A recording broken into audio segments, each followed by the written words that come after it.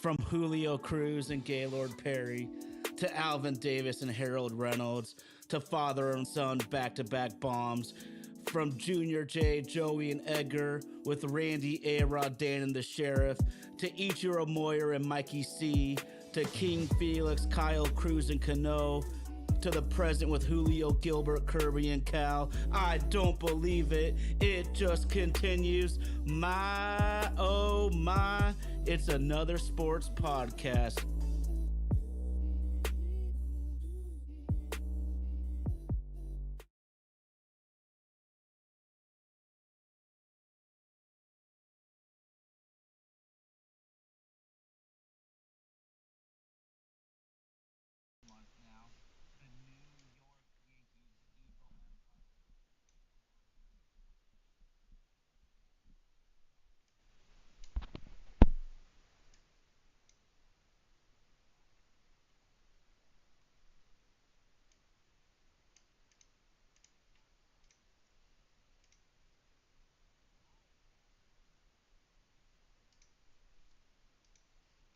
Seahawks take it to Atlanta at Mercedes-Benz Stadium. Huge shout out to Vaden Podcast Services. Vaden Podcast Services, they make this show come to life.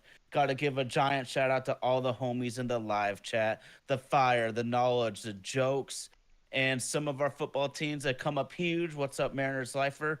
Some of them have come up short. It is of great sadness for me. My main man RG is on the road again this week. Maybe at the live chat, we will let you guys know. We might have to try to be a little bit more flexible on days and times. So, my main man, indie super producer, we've picked him up off the bench. He's coming in pinch hitting. He's going to be swinging like Edgar Martinez out here. Indy, my main man, where are you right now and what's going on, dude? I am currently on the road in Atlanta, Georgia. We my fiance and I got to witness that beatdown today in the Mercedes-Benz Dome live and in person, and it was awesome. That stadium is incredible. I can't lie, it's incredible. Talk to me, like, is like about the stadium first. How nice? What's the atmosphere like, etc.? Man, it was good vibes all around.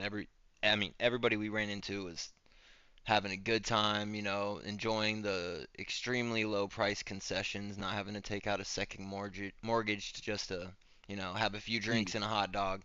I mean, we got multiple meals, multiple drinks, spent $50. That's it. Oh, nice, nice.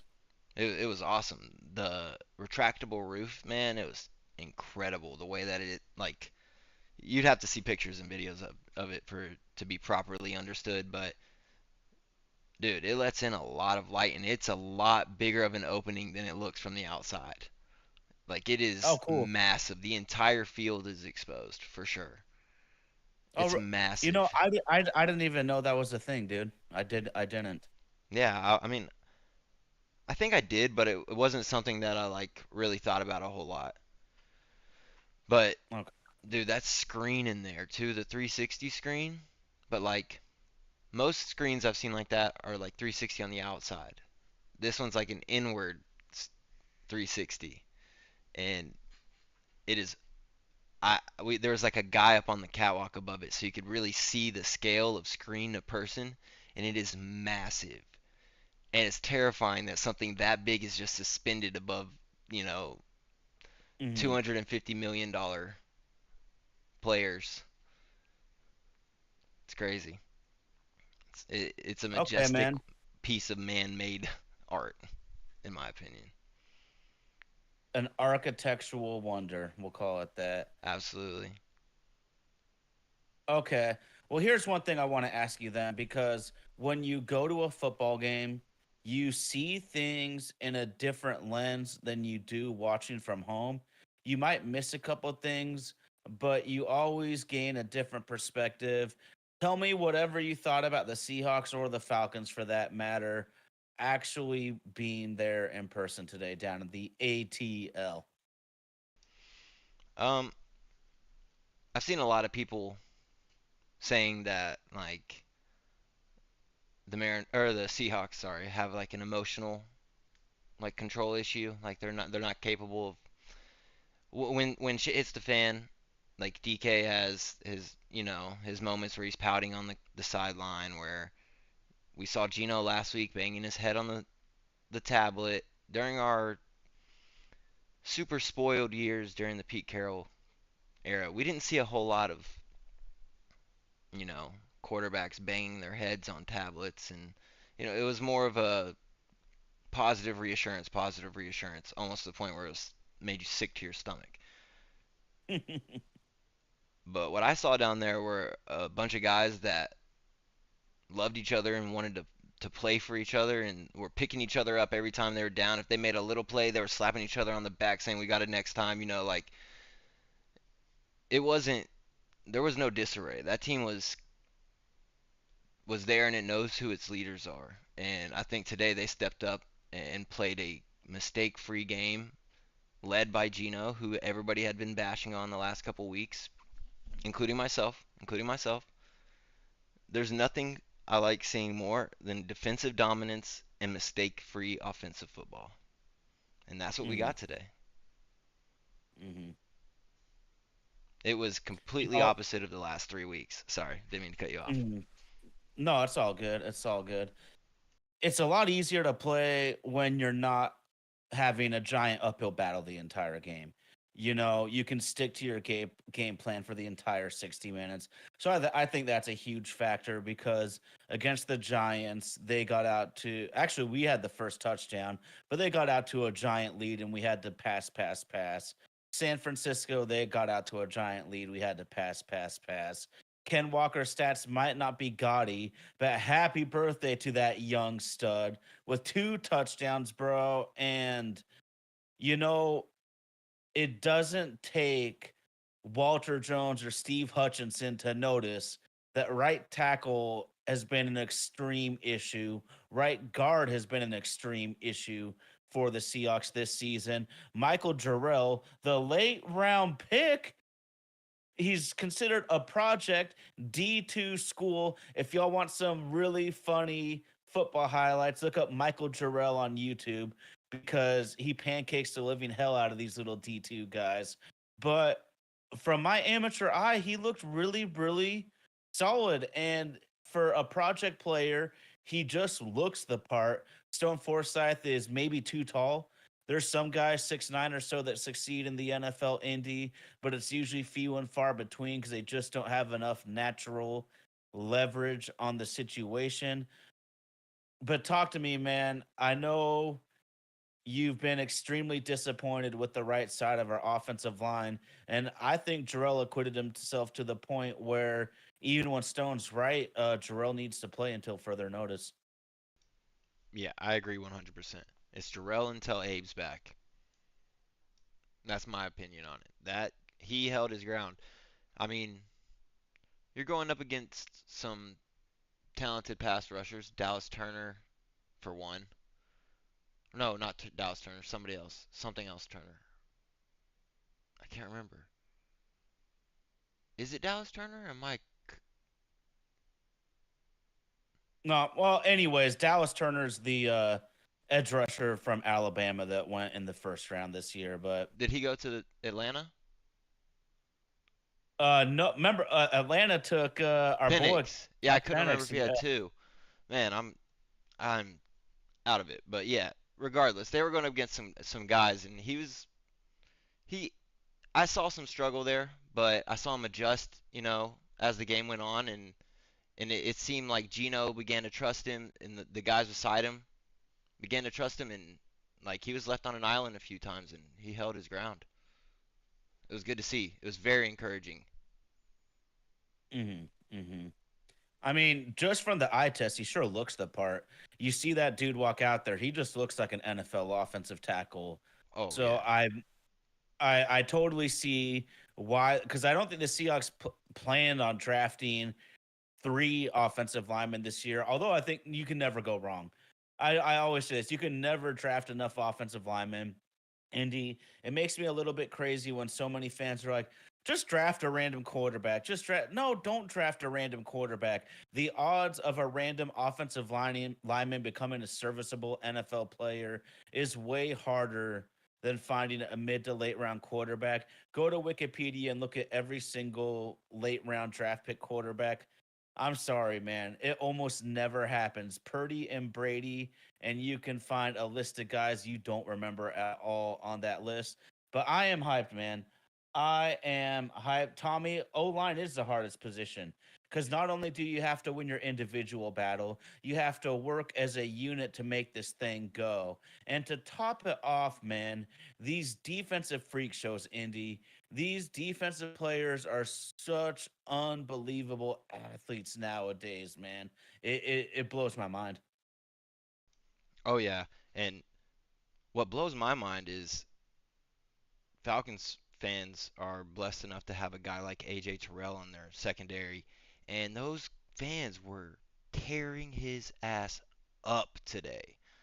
And it's like, Mm, I mean, I get it. I get being frustrated with a player that was, he got beat a few times, but that guy's a Pro Bowl, potentially all pro level player, it blows my mind. I would love to have him over here. I kept telling him, I was like, we'll take him. We'll take him over mm, here. We we have two rookies starting in our secondary. We'll take them all day. And those rookies, I felt like they held their part. I mean, Pritchett definitely reacted a little slow on that touchdown to London on the fourth down, mm, but it's Drake London. I'm not gonna and Kirk Cousins. I'm not going to fault him too much for that. mm. That's a rookie moment. Yeah, for sure. I mean, it's gonna happen. You have your fourth, fifth, sixth string cornerbacks in there. They're going to get toasted a little bit by a dude like Drake London on a little option route like that. You're caught leaning a little bit too far inside and you get embarrassed. It happens that fast. I Hmm. I think you're right though, man. I was absolutely pumped. I was jacked about the play of the DBs in general because I was very nervous. Rayshawn Jenkins out, Tariq Woolen out. Trey Brown might have gotten torched against San Francisco, but he has had a pretty damn good career so far. You can normally count on him to play at more solid football. And so, with all those injuries, I honestly thought they might be able to kind of pass at will on us. And we played a good game against Kirk Cousins. The run defense, still worrisome. Byron Murphy, God, he's one of those guys that just jumps out on the screen, though, bro. He might have only had like one tackle in the game that I recall, but that dude's always busting up the line, and that's that shit you need. We need guys that can just kind of blow the play up. And then we've talked about it off mic, Indy, but get at it for our homies on the live chat because it looks like it's a Seahawks kind of night right now. But, bro, those two second round edge rushers, Paul and Mafe, look freaking awesome, and they put it together for one of the best defensive highlights on the season. Gotta love those dudes. Pause for a second. Let's talk about the guy that we just traded for coming in and having 5 tackles from the Jaguars. Robertson Harris. Good call. Man, did he play his ass off. He constantly jumped off the like I constantly saw just maximum effort. Like even my girlfriend was like, "Wait, who's that guy? I've never seen him before." And I was like, or my fiance, sorry, was like, "Who is that guy? I've never seen him before." And I was like, "Yeah, he's brand new, and I'm glad he's on our team because he's wreaking havoc." That is going to be one of those under the radar acquisitions that I think really plays a big role in the Mhm. development of people like Byron Murphy and Cam Young. Those guys, I think we're building something special, and obviously we're gonna have to be patient. It's a new regime, a bunch of rookie coaches in a lot of different positions across the staff, and we all had high expectations with the 3-0 start, and then we got slammed in the face with the 0-3 skid, and now we're back on cloud nine again. We just need to remember that it's a long season, and that we got a whole bunch of young guys in position to really take this place to a great situation in the near future. But we can't turn on guys like Gino so quick. I gotta I gotta take responsibility for that one because I definitely might have turned on him a little quick last week. Well, I mean, we got to be fair though. Gino had a bad game against San Francisco, but in fairness to Gino, I don't know if I could say a single dude on the team had a good game necessarily. So sometimes you just got to kind of chalk it up. We got our asses kicked, dust ourselves off, move on, and get ready for the next week. That's exactly what they did. They did have 3 games in 11 days. So we got the mini Thursday night bye, so to speak, coming in to this game at Atlanta, and I was pumped, man. I really was. Bijan Robinson. Oh boy, I'm glad that we got that lead, man. Because if they had enough possessions and were close enough in the ball game, it looked like he was going to get 8 yards every time he touches the ball. Worries the shit out of me. But I think that one of the key pieces missing, and this is why we have a fourth round rookie linebacker and then just 2 veterans on 1 year deals, Andy, is I feel that they're looking for their next stud linebacker because I feel like that's the one piece that's missing from getting this defense from where it's at to where it wants to be. You know, you look at the Roquan Smiths of the world, what he did for this squad, and it feels like there's a lot of responsibility for the linebackers also, and journeyman veterans might just be the stopgap.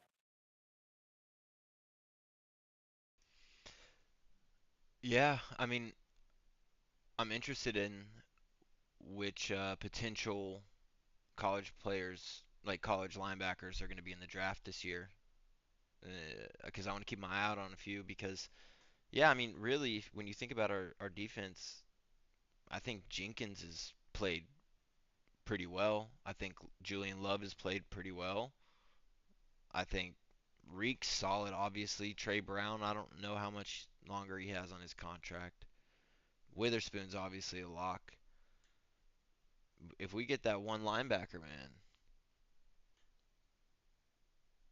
Well, I saw the guy they need to get. I don't know if it's going to be realistic. I don't know what his draft prospects are. But watching the Georgia Texas game last night, number 11 on Georgia's defense is a savage. I mean, this guy looks like Bobby Wagner playing traditional linebacker, and then looks like Khalil Mack coming off the edge as an edge rusher. So he might go too high for us to pick. I haven't really dug into that too much, but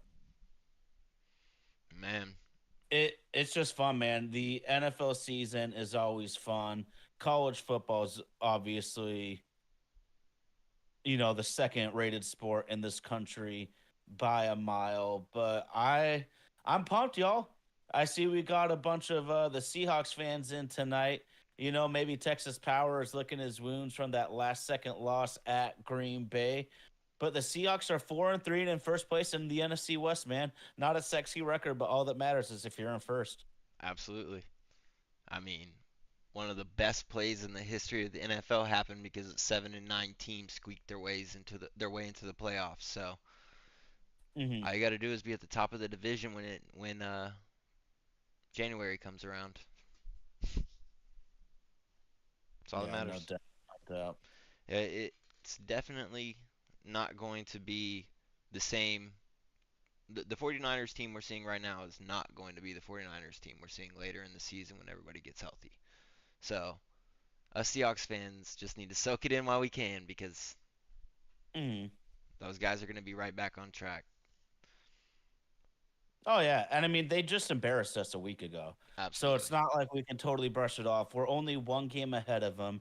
They embarrassed us in Seattle, so we shouldn't be like you said. You can't get too high on your horse. This is the NFL though. Only dudes with no self awareness are gonna get way too high on themselves on a four Hmm. and three record. Yeah, it is kind of crazy though. I've never seen such a polarizing player as Geno Smith though, I I guess people are just going to be that way. Fans are fanatics. But man, it's like everyone's got to have a hardcore opinion on Gino, man, and I think he's played well. I honestly don't know if he's good enough. If you hold a gun to my head, I don't think he's really good enough to get you to the Super Bowl. But everyone's acting like this team has to make the Super Bowl this year. And if you told me, Ty, do you really think this is a Super Bowl roster? I would have to say no. But this shit is extremely promising. We're really only a couple pieces away to having a chance to really try to take this thing far, like they did about 10 years ago or so. Absolutely. I mean, our roster is littered with young talent, and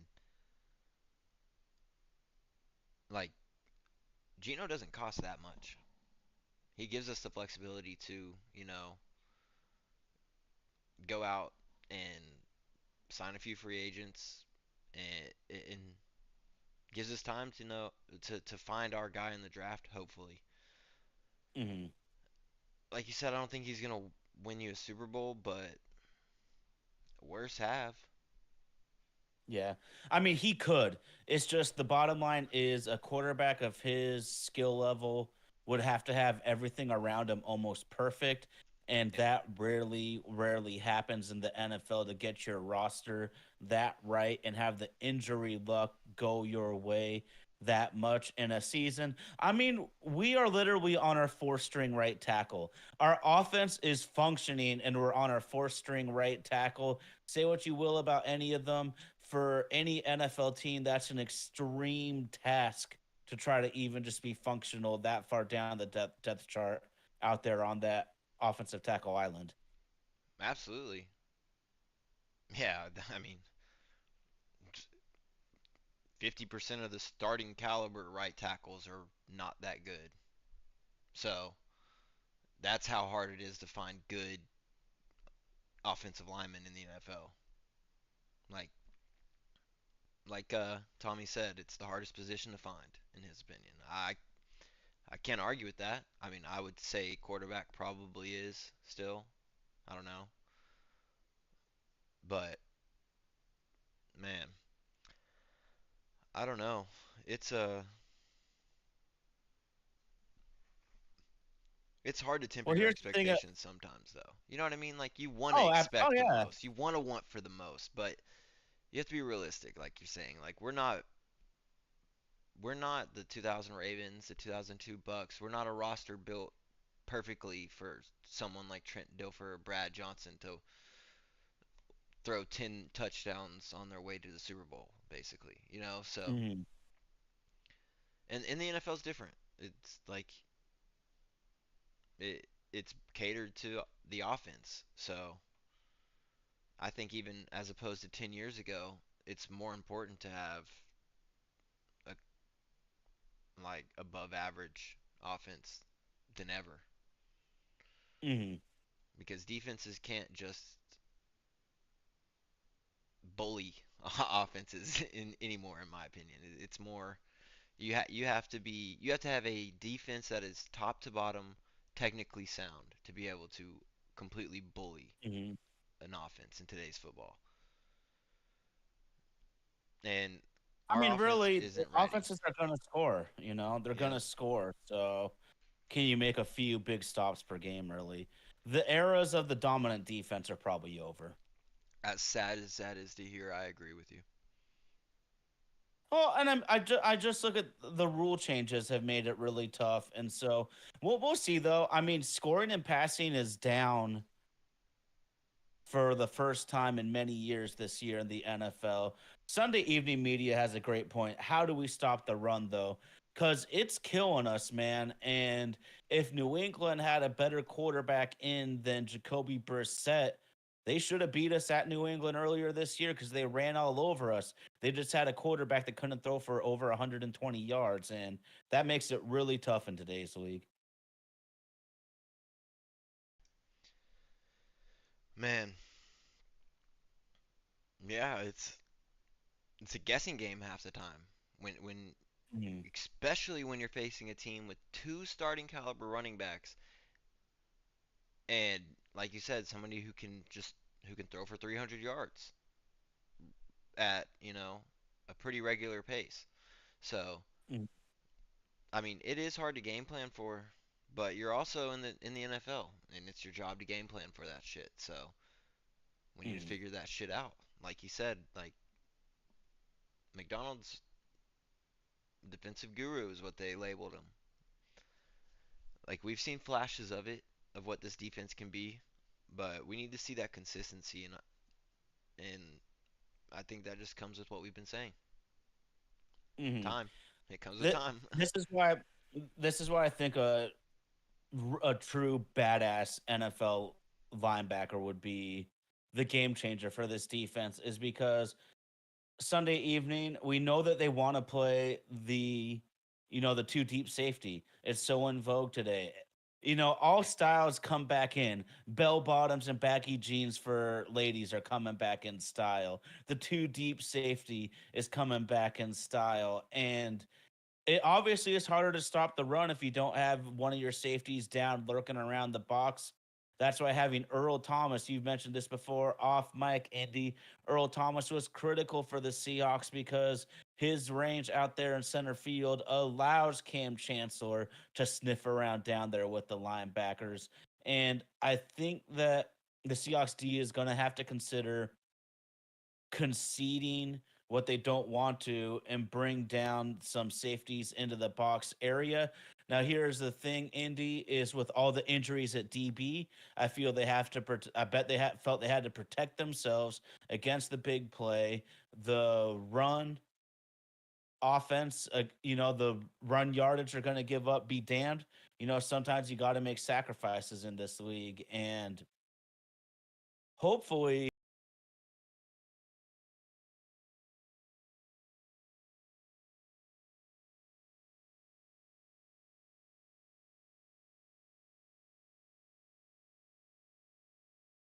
Was there for me for a second. Technical difficulties, but yeah, like you said, you have to make sacrifices. You got to adjust and game plan according to the guys you're going to have on the field on your side and their side. So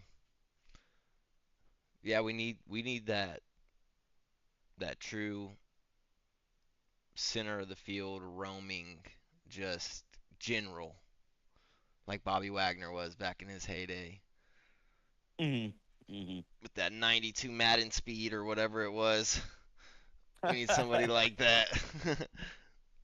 Oh man. Just a pure athlete that's not afraid to put his nose down and blow up a gap. Hmm.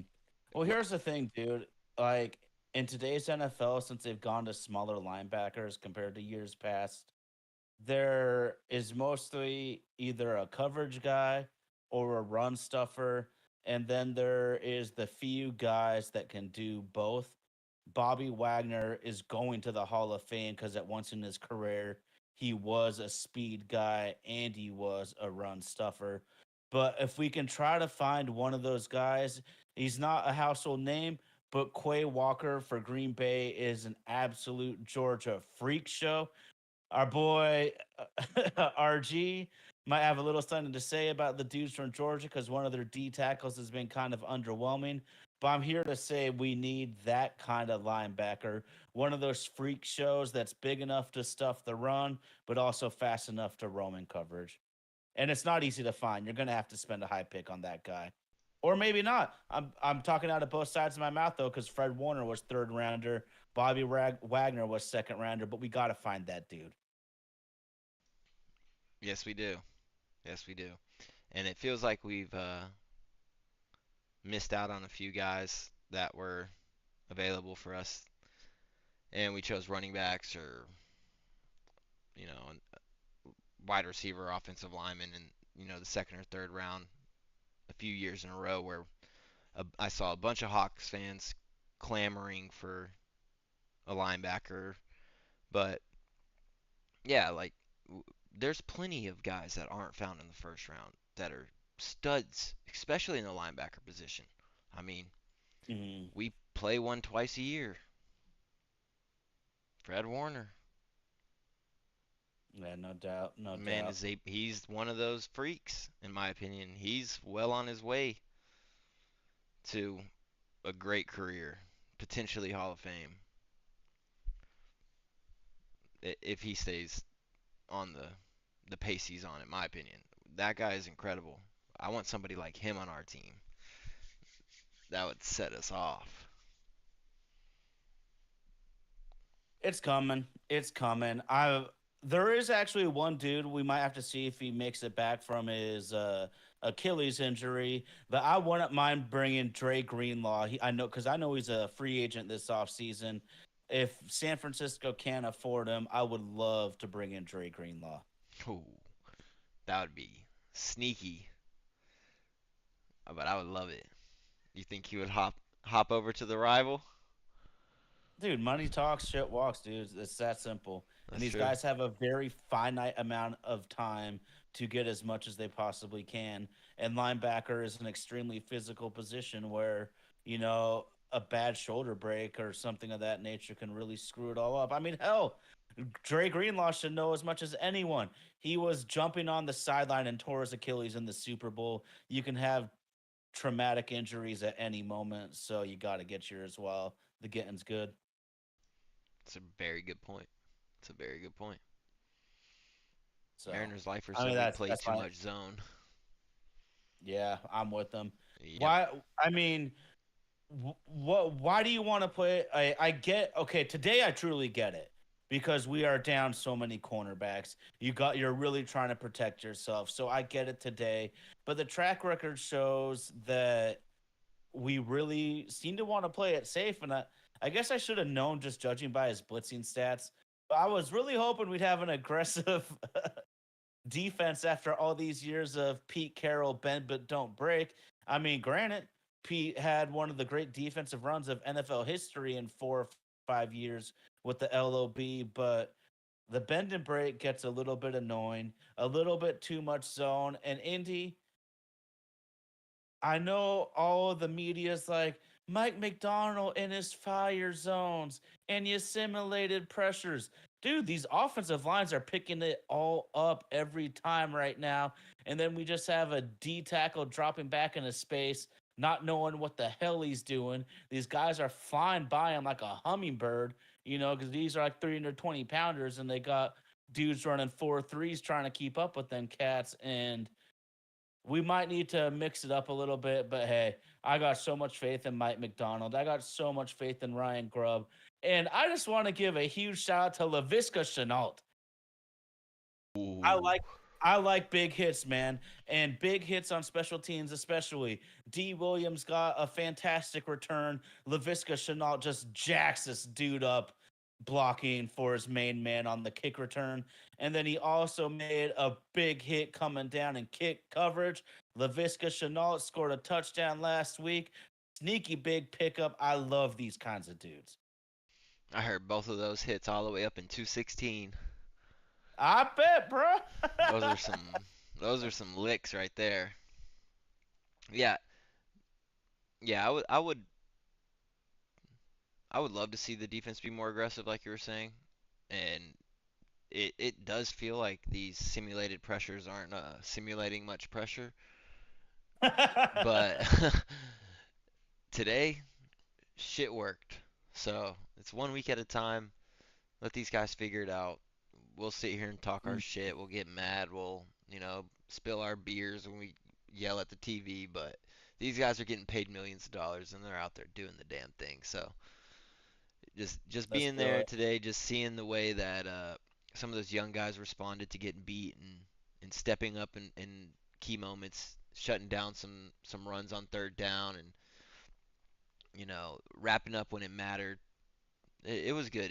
It felt like you watch some different stages of growth over the period of the game in certain players, like Job and Yes. Pritchett and man Jarrell. There's just a lot.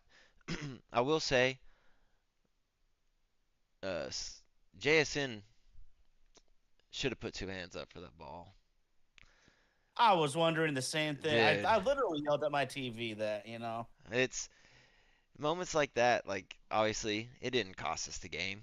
We're fine, but we're not always going to get bailed out by the refs on some weird calls here and there. Like, because some Mhm. of those looked a little weird in person.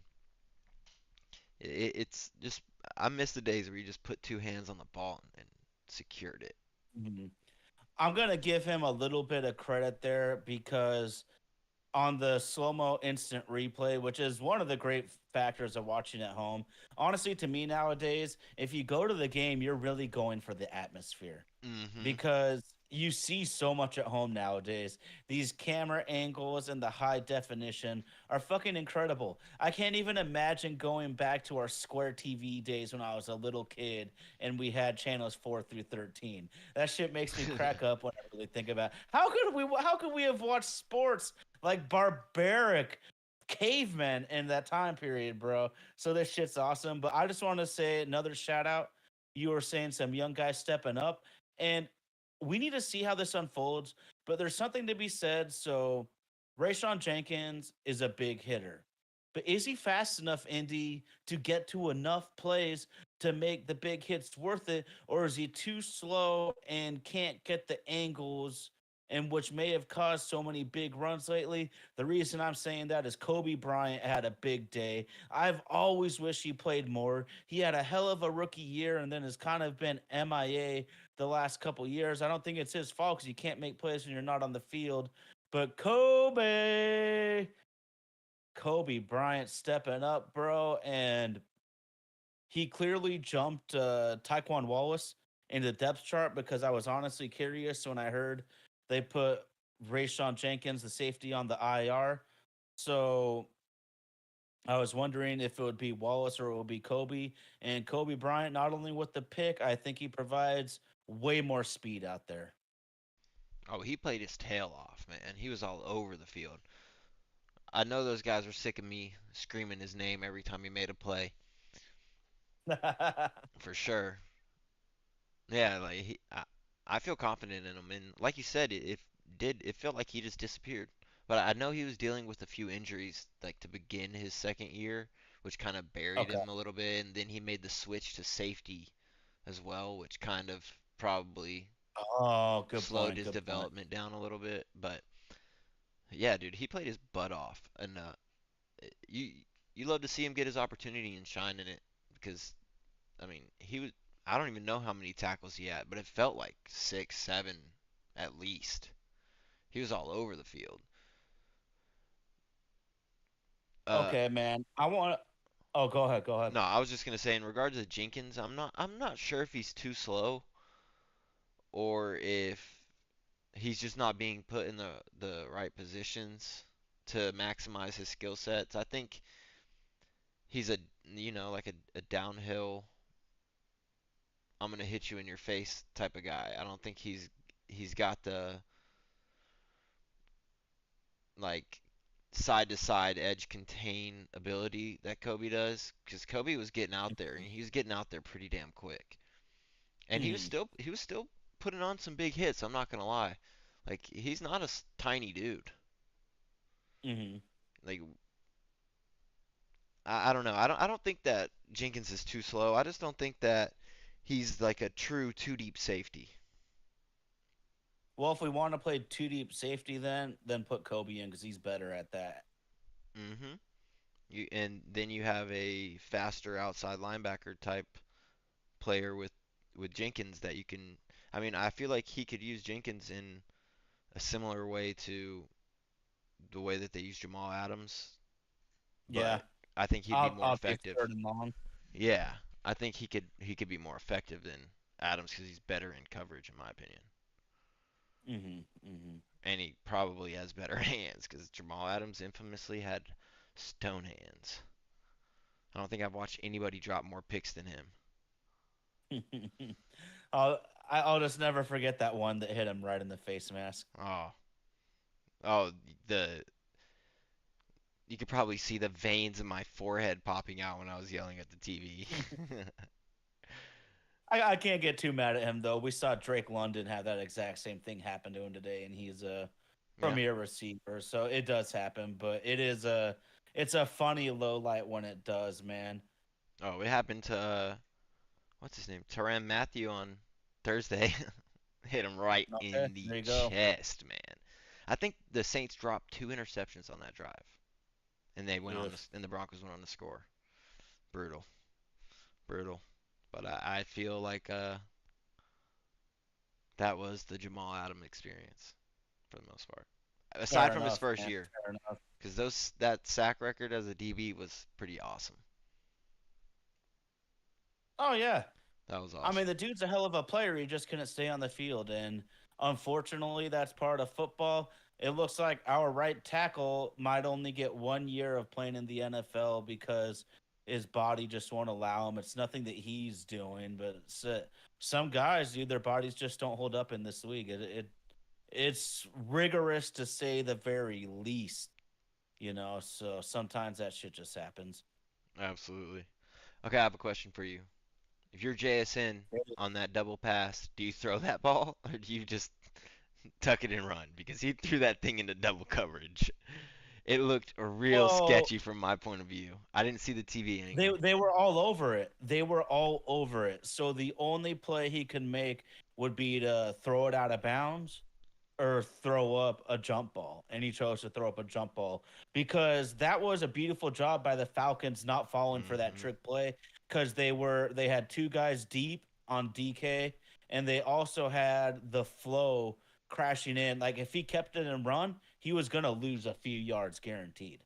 And so I'm fine with it. I mean, do I kind of wish he would have thrown it out of bounds? But at the same time, trust your guy, man. DK Metcalf is an absolute freak show. He went up and got it, and that's all that really matters. Absolutely. I just would. I just want to see a little more JSN in the offense, though. And maybe it's just not going to necessarily happen right now, here or whatever. But I feel like he's got a lot more in him than what we've been getting from him. But you can only do so much with like 3 catches a game. So I don't know if I could put him on him as much as the offense. He is in top 10 in the league in targets, I believe. Really? It's I believe so. Well, Don't okay. quote me on that, but it is high. He's top 10 or 15 because we Okay. do Here's the have the thing. most Yes. throws in the league. So, Yeah. it's a grain of salt moment, but I will say he is getting opportunities, but you got to use two hands in those opportunities. So you're down in Atlanta. I take it you didn't get to see a ton of the action around the league today. No, I didn't. I didn't get to see a lot of it. Okay, okay. I did see Well, that a few the one injuries thing, happen. okay, for starters, we got to do this for RG though, man. Did you watch any of the off-season Hard Knocks with the New York Giants? Oh, absolutely. They were warned not to let Saquon walk. I think one of their kids told them not to let him go or something like that. Dude, they Wasn't didn't even offer him. They It's didn't crazy. even offer him. I hope he doesn't Philly go goes to the to MetLife Eagles. Stadium. Philly goes to MetLife Stadium. They win 28-3, I believe. And Saquon went for nearly 170 rushing yards. Sheesh. That is a statement if I've ever heard one. Man, I know that GM is here getting an earful from his son right now. Oh, I could give a shit about his son. I'd be worried about the boss, the owner. Oh, shit. That's true. But he don't live with the owner. No, he's not gonna. I don't. He's not gonna make it to see next year. I would highly doubt. But here's the thing about that. So we see him, and he's talking to Saquon, and he's like, "Go test the market." Blah blah. Like he thinks he's being John Schneider, but he missed the key part. John Schneider always makes an offer. Hmm. The difference is when Schneider does this, he's like, "This is our offer. If you go to the market, find something you like more, congratulations. But call us, if because we want to match or at least have the opportunity, test the market. We're still here." But he forgot to make the offer. So this dude's trying to be John Schneider out here. He ain't getting it done. And so that was probably the funniest moment of today. You were talking about injuries, and I guess you're talking about the man who loves massage therapy a little bit too much. Yep, he is definitely one of the ones I was talking about. I'm not sure the severity of it, but I know it was non-contact, and they're saying Achilles. I don't wish Hmm. injuries on anybody, regardless of what they're accused of. I mean, it's tough to see. I don't. We've seen so many non-contact injuries over the last 7 or 8 years that it's like it's hard to keep track of them at this point. Well, these guys are pushing it to the limit, so. Yeah, I saw Jaden Daniels hurt his ribs or something like that as well. Hope that Hmm. that dude's okay because he's so fun to watch. He is. He is He's so great fun to for the watch. league. Yeah. And actually, have you heard anything about the VR that he uses for training? Yeah, speak on it. That's awesome. I mean, as far as I know, he's the only quarterback in the NFL using it. I'm not 100% certain on that. I know he started using it his Heisman Trophy winning year at LSU.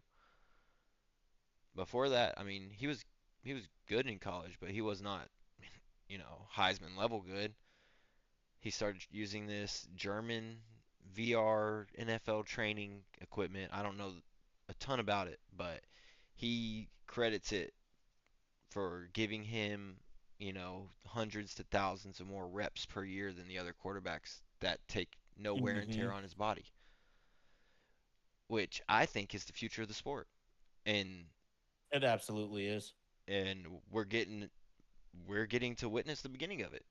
And I think it is proving that it pays dividends. I mean, he's having one of the best starts to a career for a rookie quarterback ever, Hmm. Hmm.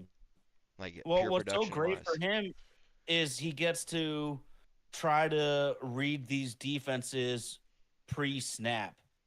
And we know how much studying goes into the game of football, especially at quarterback, especially in the NFL.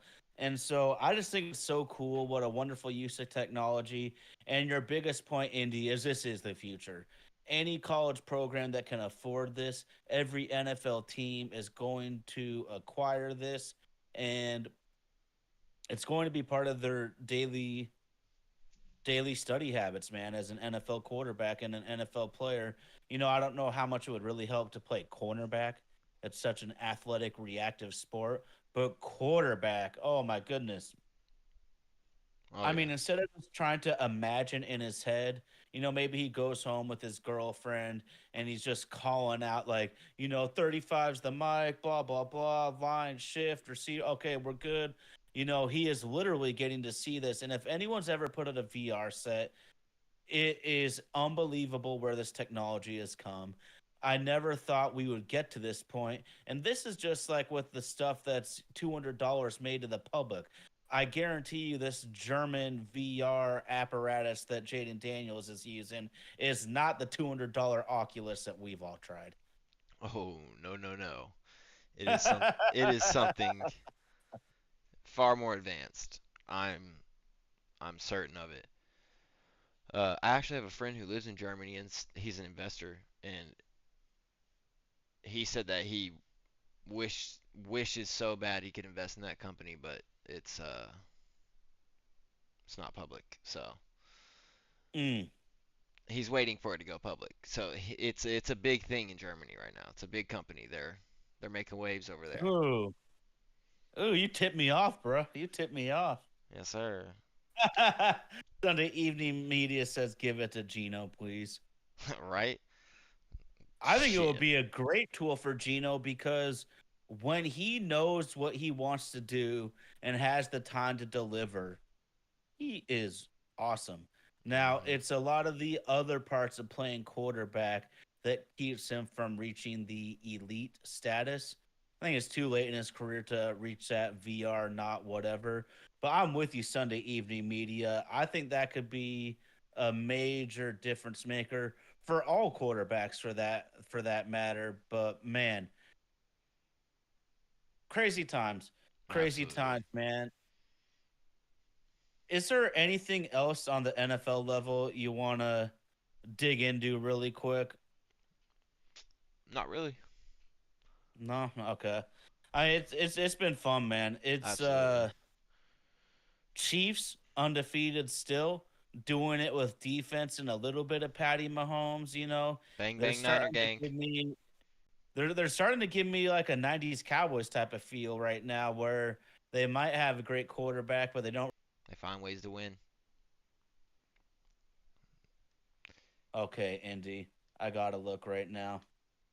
As we stand in Game Six, the LA Dodgers are leading 2-1 on the New York Mets.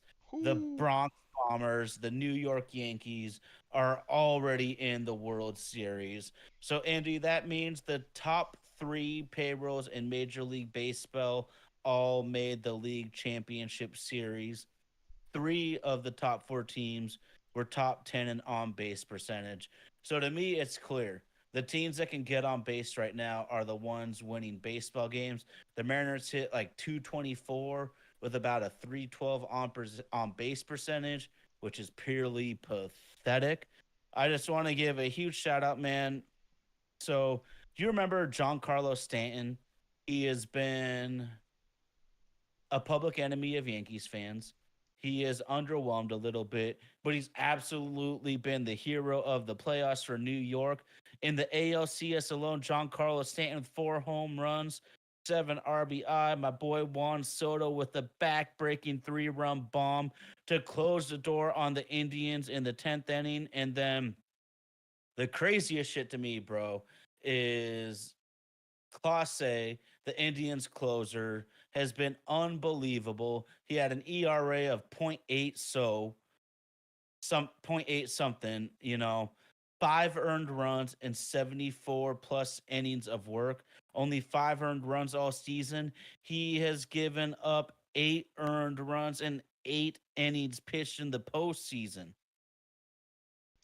Oof. including 4 critical runs in the ALCS.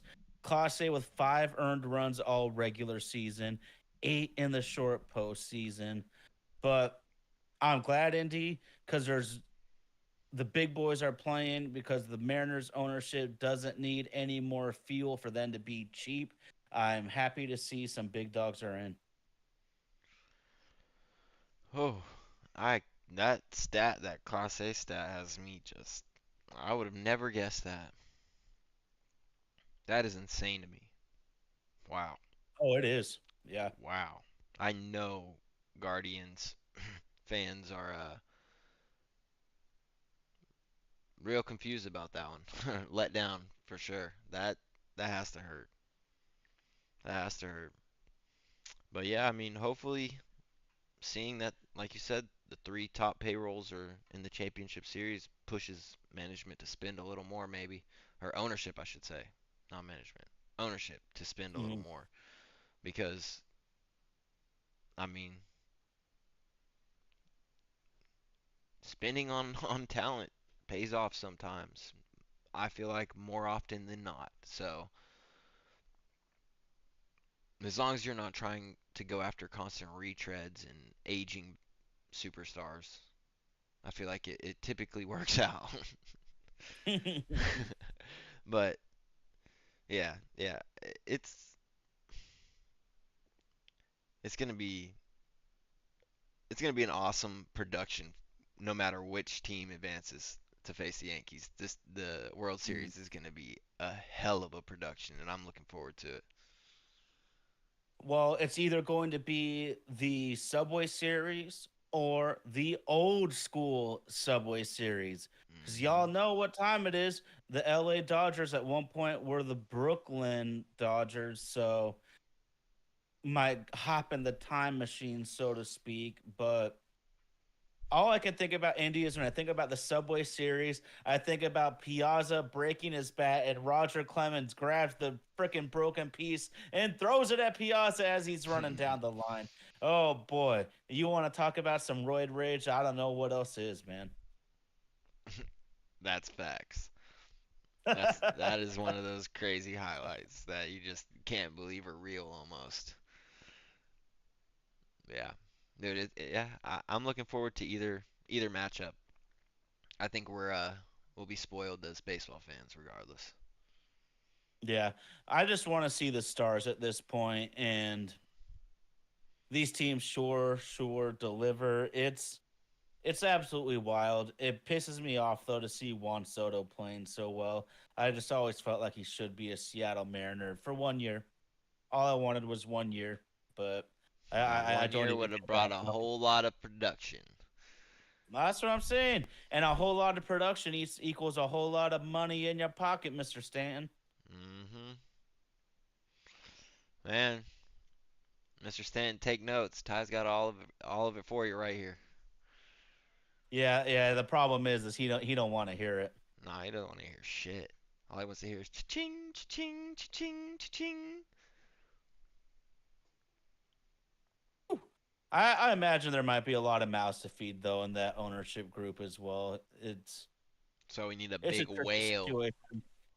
We need a Yeah. big old Well, whale. here's it's going to be really interesting, Indy, to see what happens a couple of years from now because the baseball's economic situation as a whole, as a league, is a mess.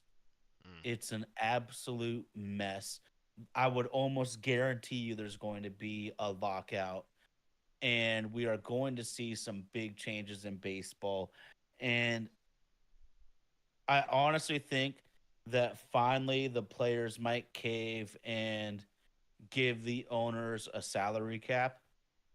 It'll be interesting. I don't even want to go too much into it right now before I get more information on the situation, but there's many more owners in the middle class to the ghetto in terms of payroll budget in Major League Baseball on a vote opposed to the ones that would be for unlimited spending.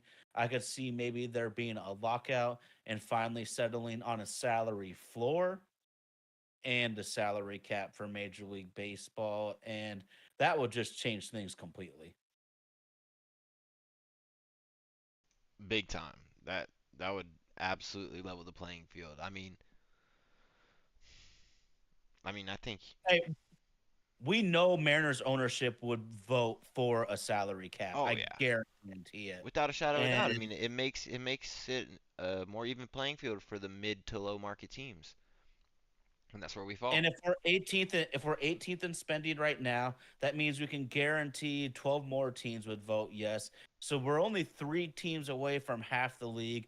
It's probably got to be a majority vote for something like that, but who knows exactly? And I mean, if I the reason I think that there might be a cap and a floor coming up in a couple years is in the negotiations, the richer ownership groups, like for the New Yorks, the LAs, etc. Well, then they'll demand the salary floor. Like, hey, we're subsidizing the Oakland A's out here. You guys got to spend more money instead of putting the revenue sharing in your pocket because that's bullshit. Also, if I'm the New York Yankees, I will be livid that Steve Fisher gets to pocket his revenue sharing dough instead of putting it back on the field. So it'll be interesting to see how this all unfolds. We are going to dive deep into the hot stove once baseball is over. We just, without RG tonight and with Indy down there in the ATL, hot Atlanta, outcast the ATLians, all of that shit, out at Mercedes Benz, repping our Seahawks to the fullest, baby. I love it, dude. I love it. Yes, sir. It was a great time, and obviously, it's always better when I get to see the boys win. Oh, absolutely. Absolutely. Oof. Oh, man. Any final thoughts you want to throw on this thing? Um, I mean, I'm with you. I'm praying for a salary cap in baseball. Uh, Seahawks fans, keep your shit together. It, there's gonna be growing pains. It's a new season, new coaches, a whole lot of new. It's gonna be a ride, but I feel like, you know, I feel like we're built for success, and it's only gonna get better from here. Oh yeah, Damn right. fuck the Hey, we're in Niners. first place. Fuck the We're in Niners. first place. Yeah, fuck them, man. Yep, absolutely. I'm just First bringing this fucking up place, really man. quick. Oh boy, Well, I'm really glad we got this win because the Buffalo Bills are coming to Seattle next Sunday. Ooh, and they just put Holy down a fucking smokes! beat down today, didn't they? Ooh-wee. Is Amari Cooper the happiest player in the NFL right now? Oh, that was the sneak. That was the best trade in my opinion It of was. the It trades. was. That was easily the best, and it's the He's least two talked years about. younger. He's 2 years younger and $11 million cheaper. They Hmm. absolutely made the better deal. And a lot less of a. I don't know. He doesn't voice his complaints to the media as much as at least. You know what I'm saying? He doesn't Uh huh. give that diva vibe off at all, like some of these guys do. Hmm. Well, Green Bay obviously isn't a sexy market to play in. They don't have the clubs or the nightlife that some of these dudes would like.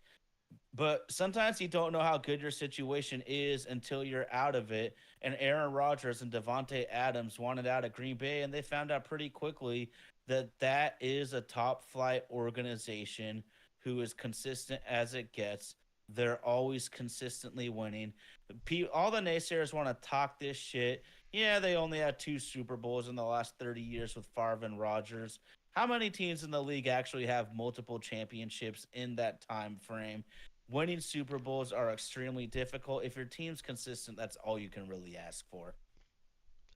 Yep, big facts. Oh man. Oh man. I'm just seeing Ken Walker here. I just love watching that dude play. He sometimes frustrates the hell out of me. Sometimes I'm like, stop dancing, get up in there, bro.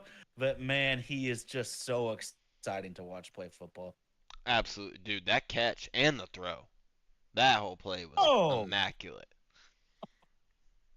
Step up, evading the pressure, and getting that throw off where he was, like he was wedged in between those players. Dude, that was a crazy play, and I'm glad it was happened right in front of me. I'm glad I got to see it happen live, for sure. oh, that was in the end zone in front of you. Hmm. Dope. The That DK was touchdown was opposite. fantastic. Yeah, it Okay, was. okay. It was. It was fantastic, man. It was wonderful. Oh, that's awesome. It was wonderful. Yeah. You just mentioned one more thing I'm gonna hit on, man. Is you just mentioned it right there. Geno Smith has improved his pocket awareness so much in the last few years. It's his improvement navigating the pocket is extremely impressive, and he doesn't get enough credit for it from most fans. And I don't know what these people are watching. And I got to be real about it. There's a lot of people spouting off on social media that have probably had way too many adult beverages for that time of the day. And that might be a decent reason why we see so many outlandish takes out there. Oh, for sure. Would not doubt that at all. It's definitely caused a few outlandish takes from myself. It might have last weekend or on Thursday. But Fair enough, baby. Fair enough. yeah, it's always a good time hopping on here with you, even though it's usually in circumstances that we don't like RG not being able to make it. But I always enjoy it. No doubt, bro. No doubt. Well, y'all know what time it is. That's our super producer, Indy. He is kicking it from the ATL, like we said a few times, repping our Seahawks down there in the dirty, dirty. Absolutely love it, bro. Vaden Podcast Services. Check that. Vaden Podcast Services. Indy and his wonderful fiance Darby making this show come to life. Fade and Podcast Services. Want to give a shout out to all the homies in the chat line. Maybe we'll get it a little bit more fiery next time because we got to get our Seahawks hater up on this shit. Y'all know my wonderful wife Katie helping us out on the socials. But RG, my main man, the notorious RG, we miss you, brother. We are doing our best to keep this train from falling off the tracks without you. We miss you big time, bro. But y'all know this is my oh my. It's another sports podcast. Tide Talks. Get at us, people.